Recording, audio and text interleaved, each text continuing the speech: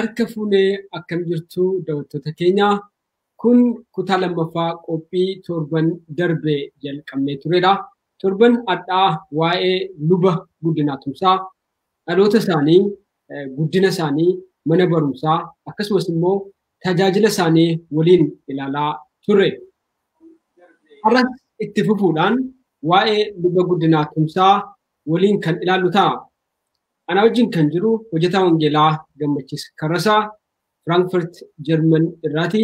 Gammachiis Karrasaa akkuma torban darbee dubbatamee ture waraqaa qo'annoo isaa yeroo digirii jalqabaa baratu waa'ee luba guddinaa tumsaa irratti barreessee ture. Waraqaa kana yeroo barreessu waa'ee jireenya luba guddinaa tumsaa maddeen adda addaarraa walitti funaanaa tureera.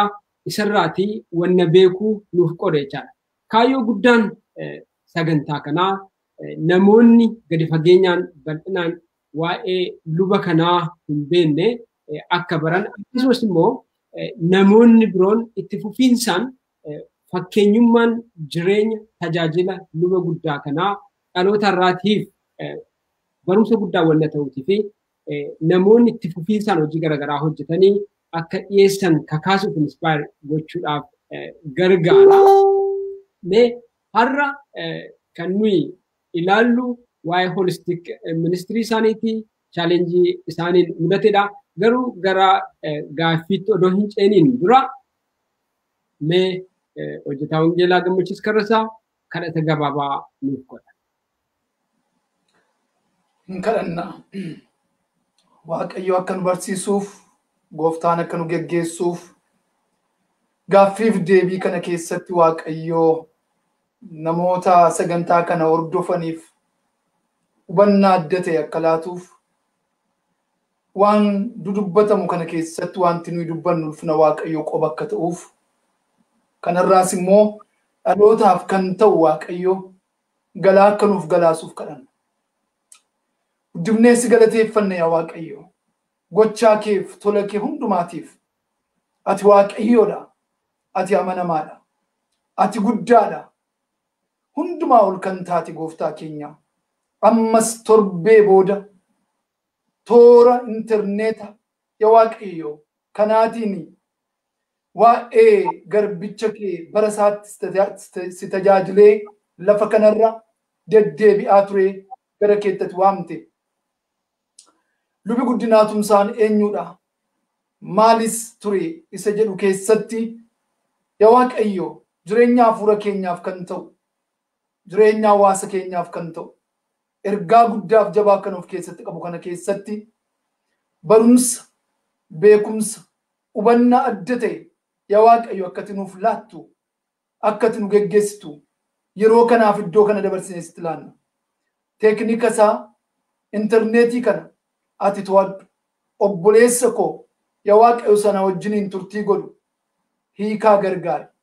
Anaanis garbicha kee harka koo na qabi. Waan dubbachuun naaf ta'u, waan an hubadhe, waan an beeku sirriitti yaa Waaqayyo dabarsuu akka hin danda'uuf ati na gargaari. Jalqaba hamma dhumaatti nu geggeessi. Maqaa Gooftaa keenya, maqaa Fayyisaa keenya Yesuus Kiristoos nama Naazreetiin si kadhanna. Ameen. Ameen. Waaqayyo Gooftaan waaqarraa guddaa si haa eebbisu. Ammas irra deebinee daawwattoota keenyaa baga nagaatiin dhuftan isiniin jenna. Egaa hadha kutaa lammaffaa qophii kanaatiin kan nuyi dubbannu ammas itti dabaluudhaan waa'ee luba guddinaa tumsaati. Obboleessi koo Gammachiis wanna beekurraa gaaffiin dhiyeessuufii fi deebii bal'inaan gadi fageenyaan nuuf kenna jechuudha. Jireenya luba kanarraa waa hedduu baranna wanna ta'eef lubi guddinaa tumsaa kan inni ittiin beekamu kan maqaan luba kanaa waliin ka'u keessattuu Itoophiyaa keessatti jechuudha. Wanna jiran keessaa tokko waa'ee holistic ministriiti. Waa'een holistic ministrii Itoophiyaa keessatti gaafa ka'u kana duukaa kaka'u maqaa luba guddinaa tumsaati jechuudha.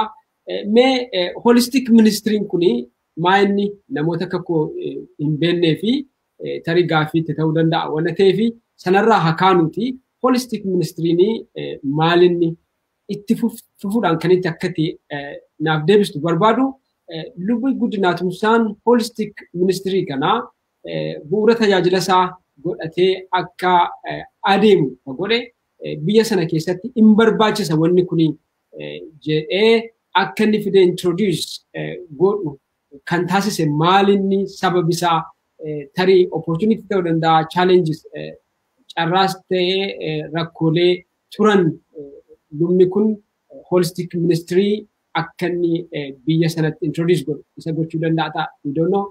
Mee wanna beekturraa definitionii holistic ministry irraa ka'iti akka inni sana gara Itoophiyaatti fidu kan godhe maa inni sababii jiru gammachiisa. Galatoomi obboleessa koo hiikaa. Lubi guddinaa tumsaan waa baay'ee isaa carraa keessatti miti rakkina keessattidha. Waa baay'ee drive out kan inni godhe waa baay'ee kan inni madde jireenya isaa keessaa. Akkuma ati jette holistic ministry inni jedhamu kun maalidha? Inni jedhu afaan Oromoo keenyaanii waliigala namummaa namaa kana tajaajilu yoo jenne dogoggoruun ta'u. Waliigala namummaa namaa tajaajiluu jechuun maal jechuudha? Ilaalcha guddinaa tumsaa yeroo sana keessatti qabaatuuni kuni biblikaliidha yookaan immoo sagalee waaqayyootu akka sadaggaru mul'ata kana gaafa maddisiisu hin beeka ture. Kun maal jechuudha? Namummaa namaa guutummaa sooruu inni jedhu kuni fooniif hafuura namaatiif tajaajilli hin mala tajaajilli hin barbaachisa nama jedhudha guddinaa tumsaa. Kana jechuun maal jechuudha? Holistic ministriin kuni namootatti wangeela dubbanne namoota beela'an namoota dheebotan namoota nyaachuu barbaadan hiyyeeyyii rakkatoo namoota daabboo nyaachuu hin dandeenye wangeela duwwaa dubbanne bu'aa buusuu hin dandeenyu kuni wangeela isa lallabnu guutuu hin godhu ilaalcha jedhu qaba guddinaa tumsaa. Kana jechuun isaa maal jechuudha? Wangeelumti keenya mataan isaayyuu foon namaafis hafuura namaafis ergaa walakkeessa kan qabudha jedhee amana.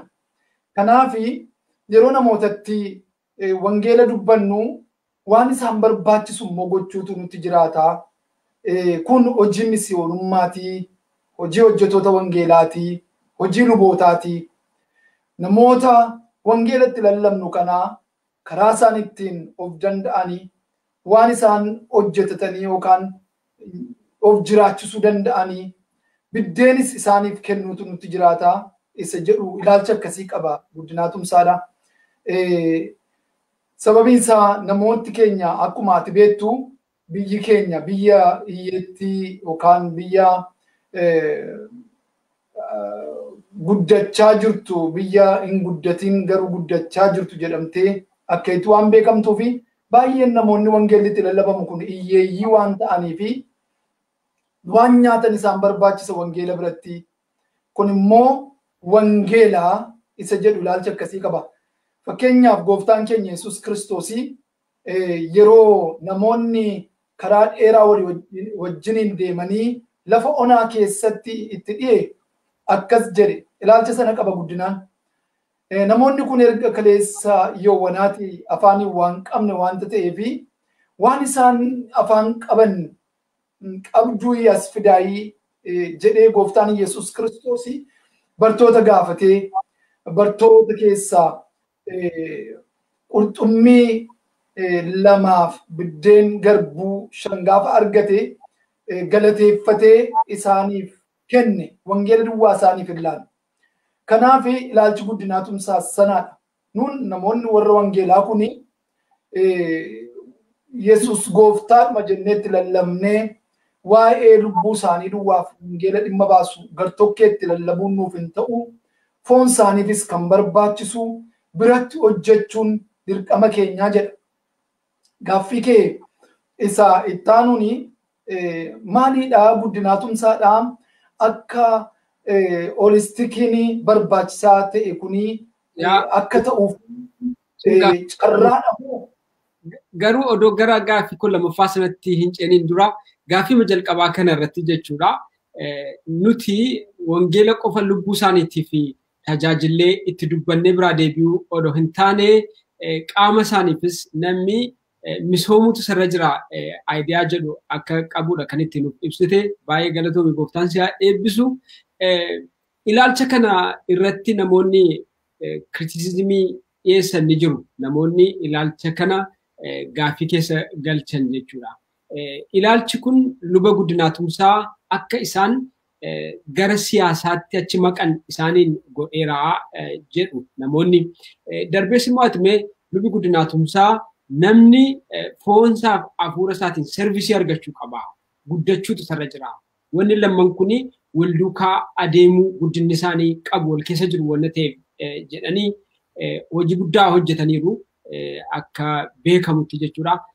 Hagam tokko lubni kun ilaalcha kanaan hojii hojjeteen successful ta'e jetteetti kan itti yaaddu Lallabaa Wangeelaa Gammachiis. Mee kana irratti succeed godheeraa ilaalcha isaa kun ideoloojiin isaa kuni ammam tokko fiixaan isaaf ba'e Gammachiis.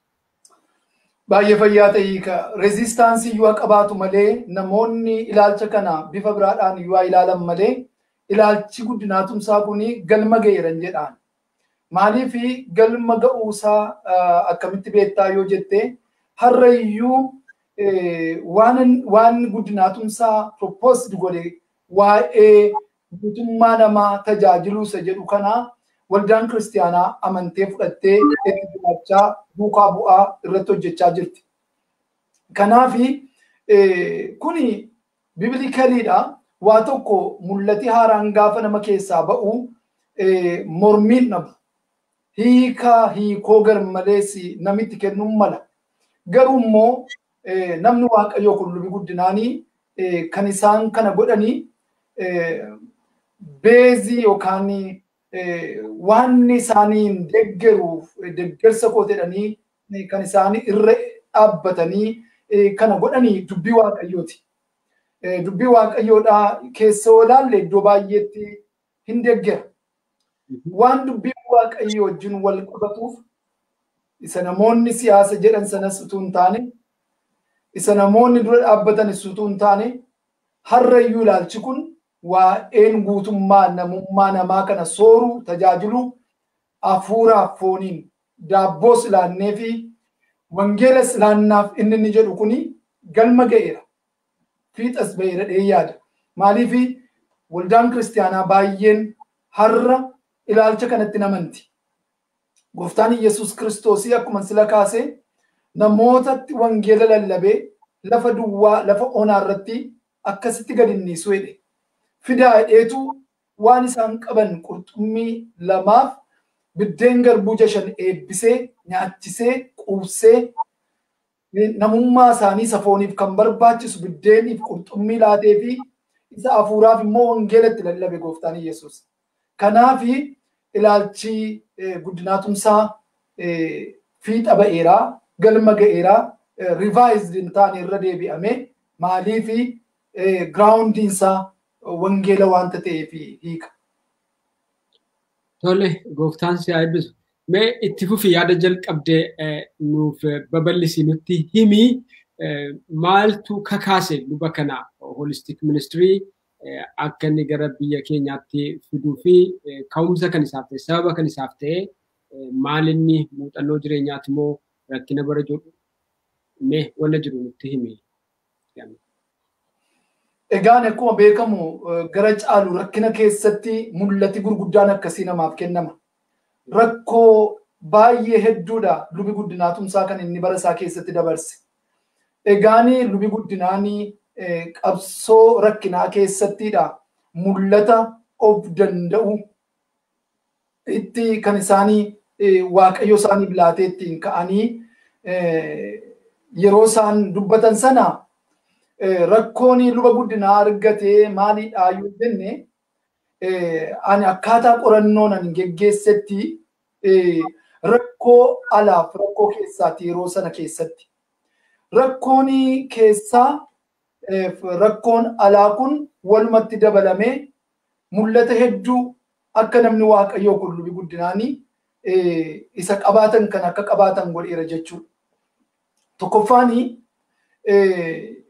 bara sana keessatti yeroo isaan kana qopheessanii bara 1972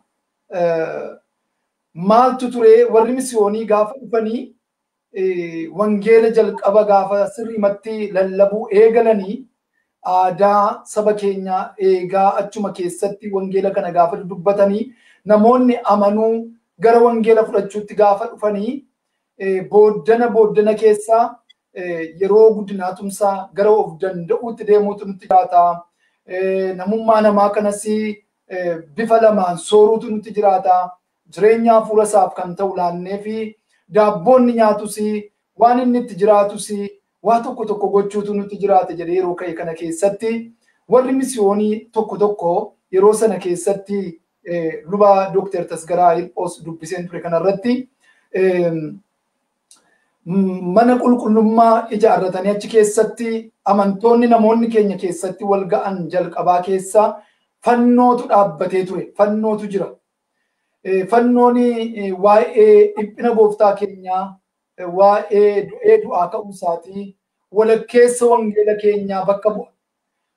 Fannoon kuni haa ka'uu jecha jedhu kaasanii warra misiyoonii keessaa.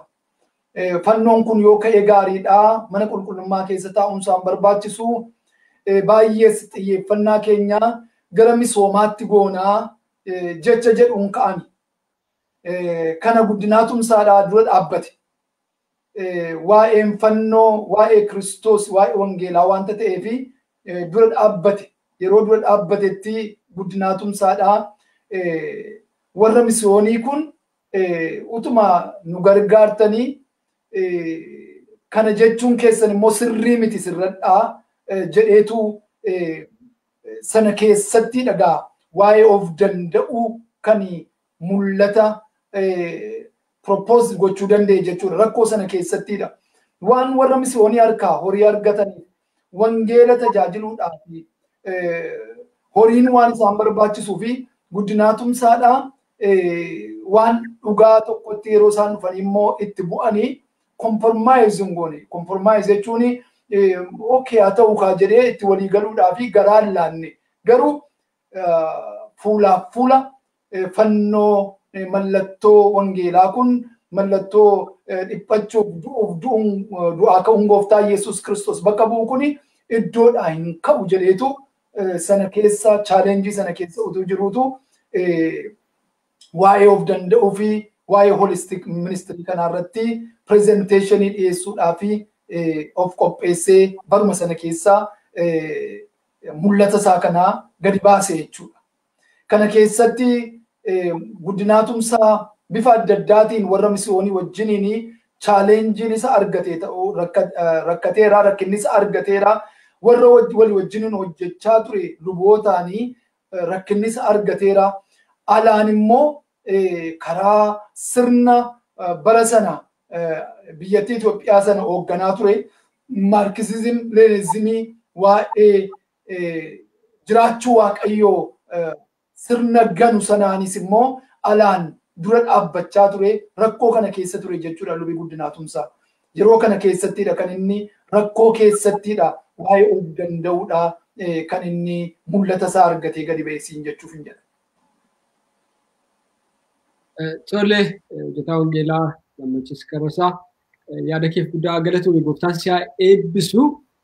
Mee lubi guddinaatumsaa holistic ministry approach kana odoo kan hin fayyadamne ta'e spiritual qofa gama afuuraa qofa guddina afuuraa qofa irratti hojii afuuraa qofa irratti kan dubbatan kan hojjetan odoo ta'eera ta'ee har'a guddinaatumsaa of gidduudhaa in argannaa of gidduudhaa hin qabaanna jettee yaadda ati gabaabaatti odoo waa hedduu hin hojjetin saba isaaniif biyya isaaniif jechuudha nama mul'ata guddaa qabu ture nama creative ta'ee approachii addaa gargaaramuudhaanii biyya sana tajaajiluuf kutatee ka'ee ture lubi guddinaatumsaa. Haa ta'uti garuu approachiin kan isaa kun akka inni saaxilamu akka inni warra siyaasaa waliin walitti bu'u isa godhe justisiif dubbachuun isaa haqi lafa cabeetti cabeera jedhee mootummoota garaagaraatti dhaabbilee garaagaraatti dubbachuun isaa akka inni aarsaa kaffalu isa godhe jechuudha. Mee ati maal jetta mee Nubi Guddinaa Tumsaa holistic ministry approach godhatee waa'ee guddina hawaasummaa hawaasi guddachuu qabaa mirgi hawaasaas eegamuu qabaa barumsi babal'achuu qabaa yaada jedhu promote gochuu isaatiin tajaajilli itti waamamee adda citeera yookiis gabaabaatti hafeeraa jettamoo maal jettati approachiin isaa akka inni dafee addunyaarraa dhibamu yookiis dhibamsifamu godheeraa itti yaaddaa kun immoo dogoggora isaatii odoo calluma jedhee waa'ee hafuuraa qofa irratti focus godheera ta'e mootummaan gaafanni al tokko arrest isa godhee isa baasu akkuma namoota biroo biyya kabiraatti odoo baqateera ta'e silaarra of gidduuti qabaannaa jettee yaaddaa Nubi Guddinaa Tumsaan unfortunately hojii guddaa hojjetaniiru nu gidduun jiran ammaa hojii isaan hojjetan garuu dhalootaaf darbee namoota baay'een inspire godhaa namoonni baay'een jireenya isaanii fakkeenya godhatanii akka isaan ittiin geggeeffaman hin amannaa. Garuu akkamitti ilaalta ati dafanii addunyaa kanarraa bu'aan adda bahuu isaanii dogoggora isaaniitiin jettamoo gootummaadha jettamoo gootummaa amantii akkamitti ilaalta? Baay'ee gaaffii bareedaadha hiika. Utuu oolchuu barbaade Waaqayyoo Luba Guddinaa Tumsaa inuma oolcha. Garuu waa tokko na yaadachiifte gaaffii kee kanaan. Namni baay'ee nama Waaqayyoo bara dhiyoo kana private jet isaatiin lafa du'e namni barsiisaa beekamaan Miles namni jedhamu akkas jedhee dubbata. Namni jedha dafee du'uusaa umurii yeroo xinnoo keessatti du'uusaa miti wanti Waaqayyoon yaachisu jedha. Yookaan immoo dulloomee lafa guuree du'uusaa miti. Yookaan immoo umurii gabaabaaf dheeraa keessatti du'uusaa miti jedha. Bara jiraate keessatti garuu waan itti kenname fixee du'uusaati jedha. Utuu Guddinaa Tumsaa dhugaadha hin finne ta'e waan Waaqayyo isa keessatti ilaale Waaqayyoon hambisa amantii jedhuun qabaan. Garuu immoo Guddinaa Tumsaadhaa yeroo jiraate keessatti namoonni waggaa 100 jiraatan immoo waan bu'uureessuu hin dandeenye baay'ee Waaqayyo ittiin bu'uuresseera. Fakkeenyaaf waan inni lafa Waaqayyo karaa isaanii goree lafa nuu kaa'e keessaa waa'een of danda'uu waa'een holistikiidha. Utuu mul'ata isaa Waaqayyoon laanneef ta'e calluma jedhamee wangeelumti duwwaan lallabamee utuu hafee ta'e mul'ati sun utuu dhufneef ta'e namoonni baay'een haadhaaf abbaa kan hin qabne manni hoosteelaa ijaaramee fi achitti hin baratanii nama guddaan ta'an turan. Iji isaanii hin banamu ture. Ammas immoo manni qorichaa hin banamu ture. Namoonni baay'een carraa argatanii mana barumsaa galanii lafa ga'anii ammaa kana hin ga'an turan. Garuu lamaansaa wal duukaa deemsisuun hafuuraafis fooniifis tajaajilli kun Waaqayyotu nurraa eega gochuutu nutti jiraata dhee gochuun isaa suni mul'atuma kana lafa kaa'umsaa Lubi Guddinaan utuu hin fixin yookaan immoo sanarra caalaa jiraachuutitti turee fixuutitti turee hin fixin obbaafate jedhee dubbachuu hin danda'u. Maaliif Waaqayyo isa jiru du'a oolchuu miti isa du'e iyyuu du'aa kaasuu Waaqa danda'u waanta ta'eef Luba Guddinaa Tumsaan mana hidhaa lixanii ba'aniiru. Isa kanas yeroo mana hidhaa lixanii inuma oolcha ture Waaqayyo. Garuu waan ittiin hojjechuu barbaade umurii yeroo hojiitti dhufan barumsa isaaniitii kaasanii hojiitti dhufanii keessatti Waaqayyo waan gurguddaa ittiin lafa nuuf kaa'eera nama kanaan. Kanaafi nama akka Luba Guddinaa Tumsaadhaa har'as Waaqayyo dhaloota keenya keessa hin barbaade. Namni kun waan mul'ata waaqayyo isaaf laatu keessatti warra walii wajjin hojjechaa turanii yaadisaa dafee hin galuuf ture, yaadi luba guddinaadha dafee hin galuuf ture. Kanaafis warruma walii wajjiniin hojjetan gidduutti iyyuu guddinaanii rakkoo akka inni qabaachaa turetu qorannaan koo mul'isa. Darbee immoo kunoo alaan immoo karaa sirna sanaadha rakkoo sanaatu isa gaaga'aa ture. Har'a guddinaatumsaadha waan inni lafa kaa'e iyyuu waa guddaa waa hedduudha waaqayyo karaa isaanii kan inni lafa nuuf kaa'e. Sanumaan geggeeffamuun sanuma keessatti of ilaaluun iyyuu carraa guddaadha. Har'umayyuu sana keessatti hojjechuun utuu danda'ameen jedha hiika.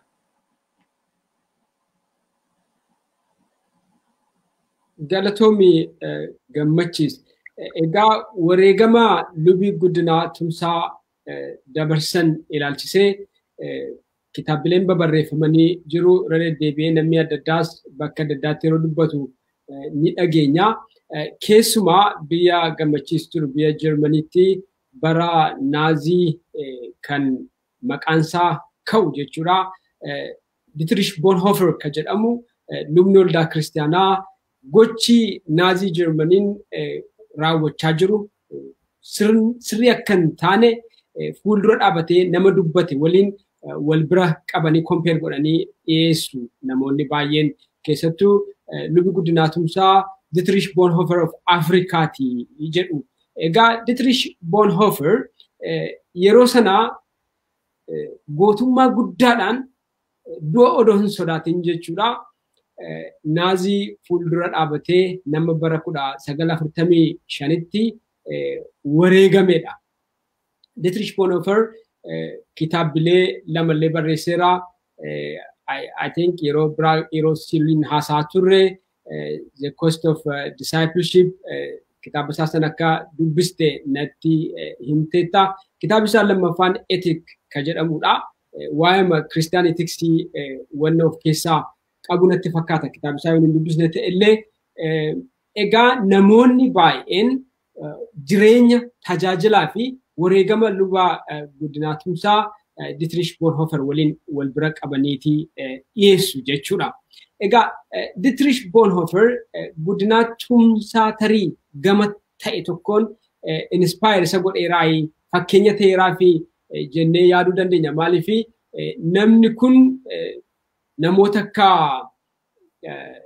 civil right movementii Ameerikaa keessatti maqaansaa baay'ee kan beekamu Martin Luther King faan Dietrich Bonhoefferiin akka fakkeenya godhatan ni dubbatama. Kana qofa miti yeroo apartheidiitiin mormaa turan Desmond Tutu faa Dietrich Bonhoeffer isaaniif fakkeenya ta'eera jedhamee beekama. Bifuma wal fakkaatuun ammoo lubi guddinaa tumsaa Dietrich Bonhoefferis ta'e Martin Luther Kingiitiin fakkeenya godhateera jedhameeti kan dubbatamu. Yooma kana Prime Ministeriin Itoophiyaa amma Dambidolloo deemanii turanii. Dambidolloo yeroo deeman waa'ee luba guddinaa tumsaa dubbatu turani. Luba guddinaa tumsaa waa'ee isaa yeroo dubbatan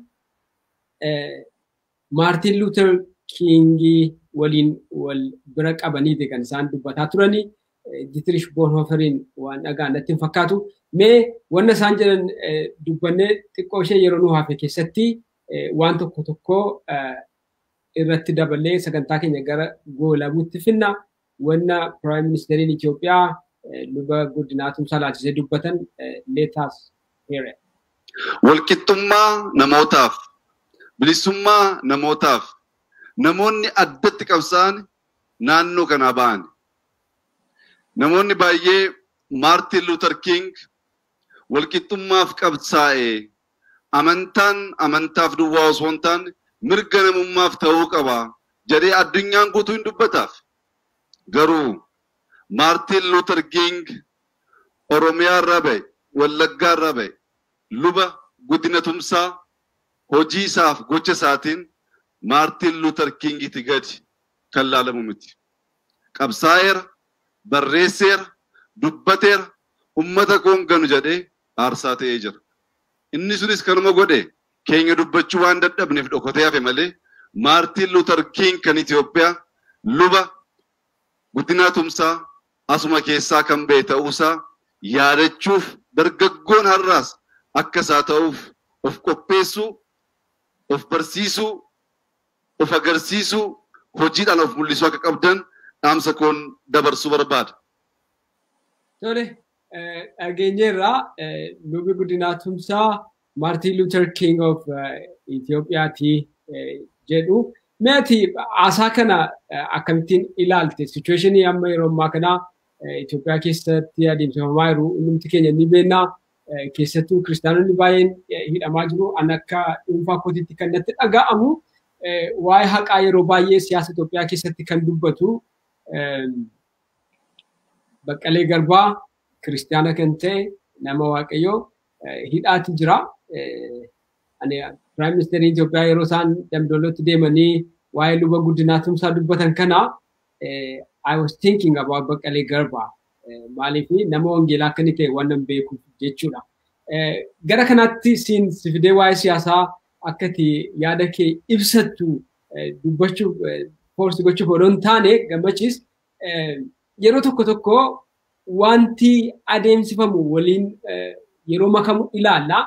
Yeroo kana immoo saba Waaqayyoo kiristaanota nu hordofan tarii miidiyaa kanarraa ergaa tokko tokko fudhatan illaatiin gochuun namarra jira jedheen yaadaan. Muummichi ministeeraa Itoophiyaa luba guddinaa tumsaa leellisaa kiristaanota kan biraa siistemii isaan hoogganan keessatti gaafa hidhamanii kontiraadigtii wal dhiita wanni deemamaa jiru wanna ta'eef jechuudha. So hundumti keenya wanna dubbannu wanna lallabnu odoo jiraannee gaarii natti fakkaata. Haasaa isaanii keessaan kan natti tole luba guddinaa tumsaa waa'ee mirga saba isaatiif jedhee gootummaadhaan dubbachuusaa bakka sanatti dubbachuun isaanii waan tokkodha. Kun wanna itti fufamuu qabudha jedheen amana. Gammee asirratti tarii yaada dubbattu yoonaa qabaatte maayikiin kan keeti. Haa ta'u galatoom hiikaa. Maanni Prime Ministeriin keenya kan isaanii achitti dubbatan suni waa'ee luba guddinaa tumsaatii fi hamma ammatti oodiyoo isaanii dhaggeeffachiifte really soba tokko iyyuu hin qabu. Lubi guddinaa tumsaa jechuun yaa nama akkasiiti.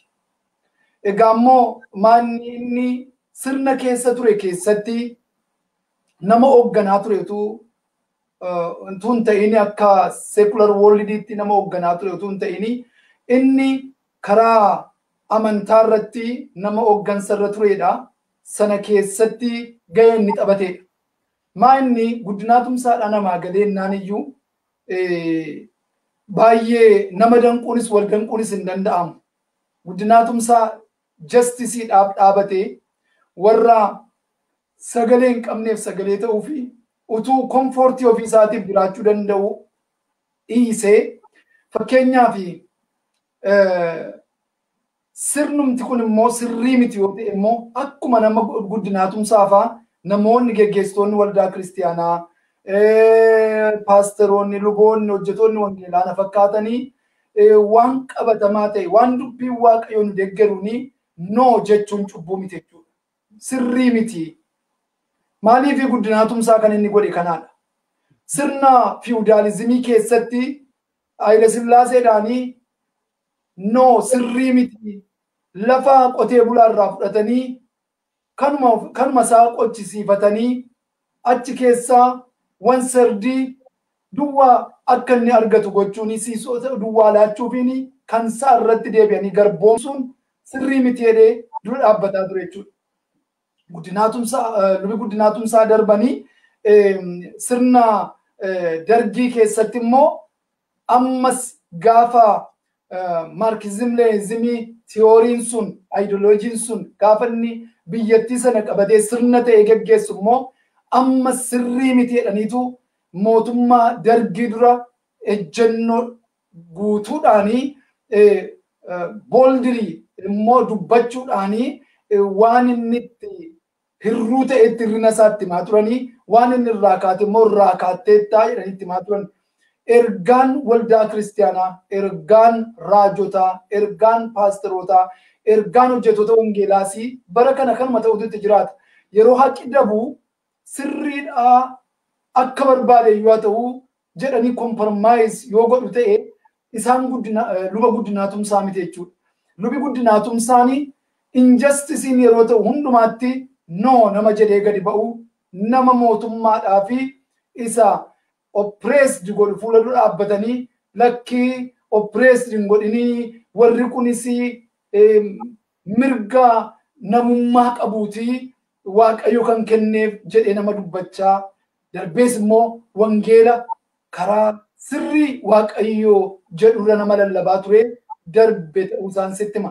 As keessatti lubi guddinaatumsaa nuti ofii isaaniitiif jiraachuu barbaadanii opportunity baay'eetu ture.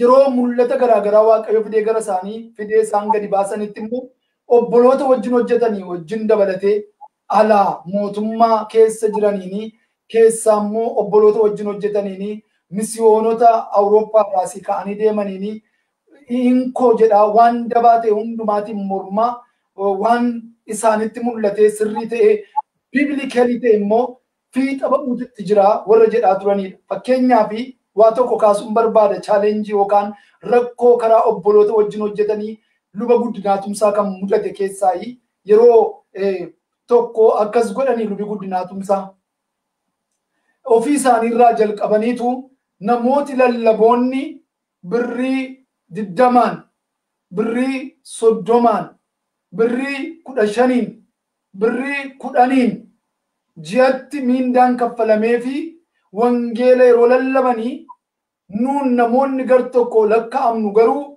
yeroo birrii 60, birrii 70, birrii 50 argannu feerii miti kuni sirrii miti jedhaniitu ofii isaaniirraa jalqabaniitu ofirraa miindaa isaanii kutani. Lubi guddinaan ofirraa muraniitu isa birrii 10 argatuuf dabalan, isa birrii 20 argatuuf dabalan, isa isaanii gadi isa birrii 30 argatuuf itti dabalan. Akkuma kan isaanii irratti murteessanii kana godhanii namoota akka isaanii miindaa xinnoo bara sana keessatti ol ka'aa fakkaatu nyaatan irraasi lubi guddinaatumsaadhaa gaafa isaan irraa kukkutanii warra birrii miindaan isaanii xinnoota ta'eef gaafa isaanii itti dabalanii chaalenjii guddaatu isaan mudate, rakkoo guddaatu isaan argate. Nurraa maaliif kuttaa, maaliif kana gootaa isa jedhaniini luba guddinaatumsaa fuula dura dhaabbataniiru jechuudha. Kanaaf yoo xinnaate karaa sadii lubi guddinaatumsaan rakkoo sana itti adeemaniiru. Karaa mootummaa yeroo mootummaan irraa kaatu lakki sirrii miti deebii ittiin jedhaa dubbiin Waaqayyo akkasiin jedhu jechaa itti himaa. Carraa karaa mootummaallee dhufeef biiroo barnoota ministeera biiroo barnootaa ta'e jedhamee gaafa affeerame lubii keenya lubii guddinaatumsaa hin fudhadhuu jedhe.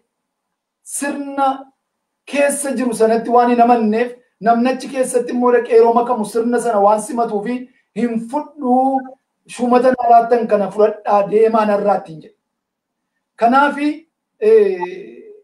nama murtoo, nama kaayyoo, nama Waaqayyoo waan dabaa ta'e dabaa nama jedhu, waan sirrii ta'e immoo sirriidha nama jedhu, nama ofittoo hin taane yeroo namni isaa miidhamu immoo nama calluma jedheen ilaallee fi isa miidhuun immoo miidhin nama jedhu dubbii Waaqayyo sin deeggaru jedhee namatti dubbatudha jechuudha.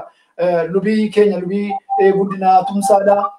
Inni kun immoo akkuma dubbattee turte Maartin Luther King yeroo sirna warra gurraacha Ameerikaadhaa akkamitti akka jiraachaa turanii dubbisuudhaanis qaamaanis carraa argatanii bara isaan naqanii bara 63 amma 66tti yeroo achi turan keessatti yeroo baratanitti wanta gurraacha Ameerikaarra ga'u dhiibbaa fi cuuccaa isaanirra jirus arganii innis influensii isaan godheera jedhama.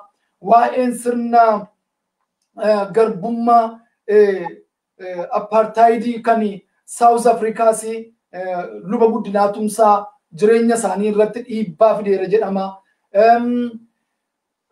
Darbee immoo waa'een nama biyya Germany jiraatu Bonhoeffer namni jedhamu sunis yeroo bara naazii keessatti warri Yihuudotaa dhuman sana ittiin mormuu dura dhaabbachuudhaani wangeela akka inni lallabaa ture lubi suni inni kuni walitti daddabalamee luba guddinaa irratti kanaaf isaan tumseeraa jedhameetu dubbatama. Haa ta'u iyyuu irraa kana fee lubi guddinaa tumsaasi dhalootaanis nama sammuun isaanii banama, nama qaroomina guddaa qaban, nama immoo karaa hundumaarra ilaaluu danda'anii akka turanii fi barumsaanis immoo sana akka gabbifatanidha wanti dubbatamu hiika. Baay'ee galatoonni hojjetaa wangeelaa Gammachiis Karrasaa. Egaan daawwattoota keenya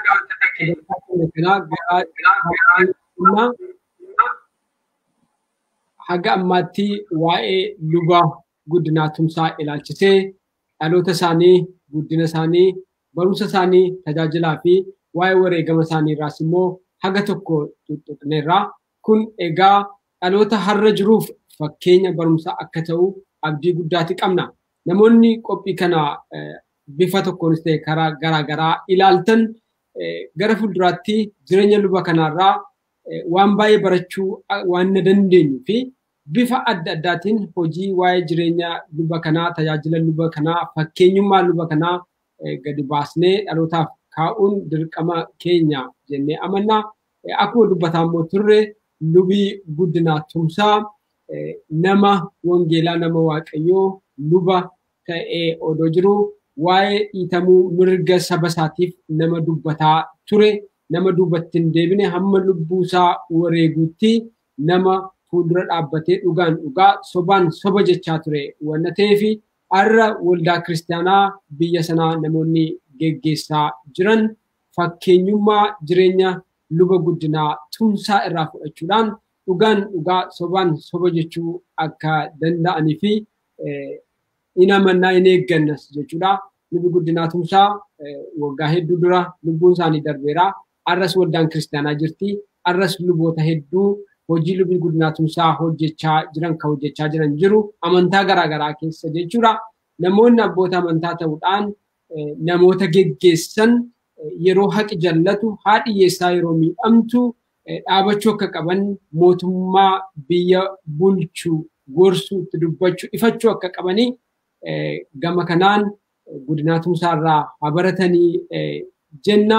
Kanuma jechuudhaan qophii gara biraa yeroo gara biraa mata duree addaa jireenya luba guddinaa tumsaa ilaalchisee qabannee dhiyaanna.